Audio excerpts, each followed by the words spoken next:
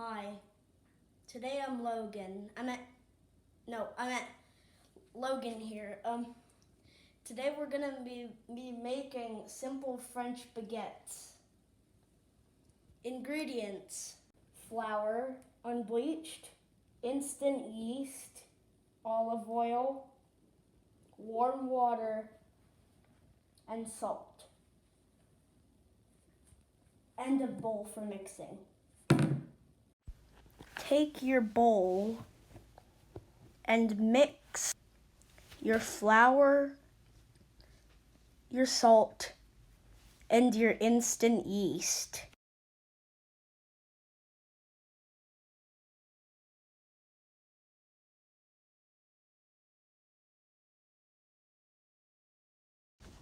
And stir. Pour olive oil into an empty bowl. Then pour the mixture into there. And then knead the dough.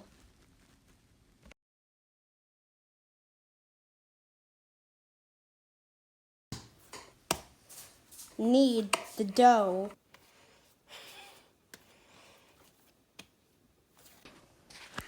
Then roll the dough.